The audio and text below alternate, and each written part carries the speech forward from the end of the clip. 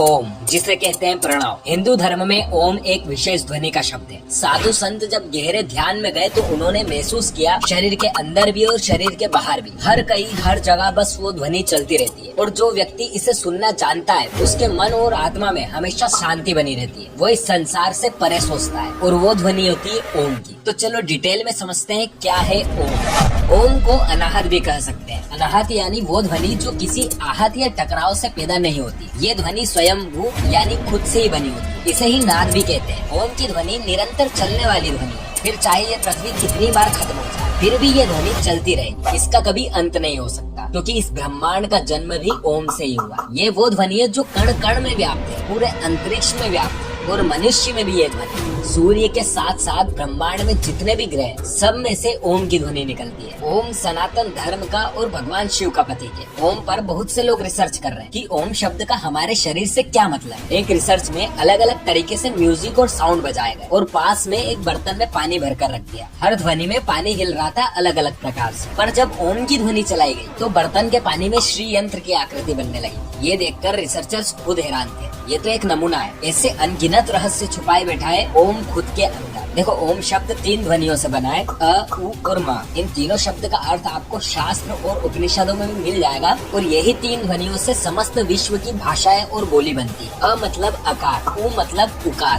और म मतलब मकार। आपकी भाषा कोई भी हो, पर जब आप कुछ बोलने के लिए मुंह खोलोगे तो सबसे पहले आकार की ध्वनि निकलेगी, और जब बोलने के बाद मुंह बंद करते हो तो मकार की ध्वनि निकलती है। भले ही सुनाई नहीं देती है, पर महसूस होती है जब आपके दोनों होठ आपस में टकराते हैं, और जब आपका मुंह आधा खुला और आधा बंद होगा, जब निकलती उकार की ध्वनि। इसलिए विश्व की कोई भी भाषा हो, सभी ओंकार के अंतर्गत आती है। अ ब्रह्मदेव का वाचक है, जिसका उच्चारण हृदय से होता है। उ भगवान विष्णु का वाचक है, जिसका उच्चारण कंठ से होता है। म वाचक है रुद्र का, जिसका उच्चारण होता है तालु मध्य से। जैसा मैंने आपको बताया कि प्रणव यानी ओम 3 अक्षर से बना है, और 3 संख्या की महिमा अपरंपार है। जैसे ओम में 3 अक्षर है, अ, उ और म।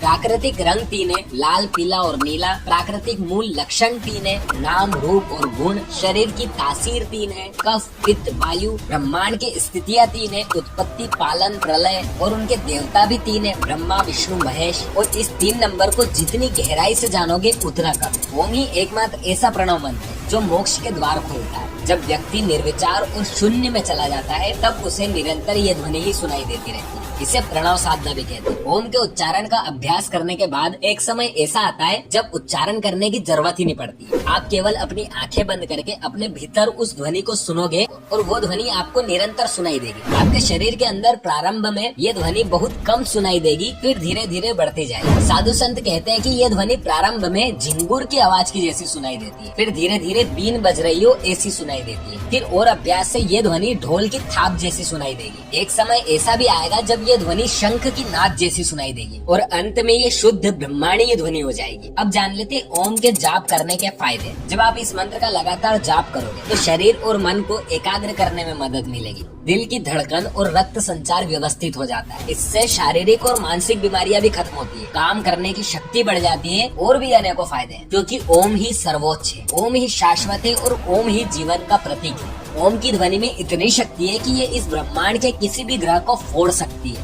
ओम संपूर्ण ब्रह्मांड को नष्ट करने की क्षमता रखता है। ये ध्वनि सूक्ष्म से सूक्ष्म और विराट से विराट होने की क्षमता रखती है। सभी ज्योतिर्लिंगों के पास स्वतः ही ओम का उच्चारण होता रहता है। यदि आप कैलाश या मानसरोवर जाओगे तो आपको निरंतर एक ही आवाज सुनाई देगी, जैसे कि कहीं आसपास एरोप्लेन उड़ रहा हो। पर जब आप ध्यान से सुनोगे तो वो ध्वनि ओम या फिर डमरू की नाद जैसी सुनाई देगी। वैज्ञानिक कहते हैं कि हो सकता है ये आवाज बर्फ के पिघलने की हो, पर हम सब जानते हैं कि ये किस कारण सुनाई दे। तो आज के लिए बस इतना ही। यहाँ मैंने आपको ओम यानी प्रणव के बारे में कुछ जानकारी बताई। अगर आप चाहो तो हम ऐसी स्पिरिचुअल जानकारी आपको और बता सकते हैं। और हाँ, हम जल्द ही आपके लिए स्पिरिचुअल सीरीज लेकर आने वाले हैं, तो चैनल को सब्सक्राइब जरूर कर लेना। अगर आपको आज की इस वीडियो में कुछ सीखने को मिला हो तो कमेंट में जरूर बताना। मैं मिलता हूँ आपको अगली एक खास वीडियो में। जब तक के लिए जय श्री राम।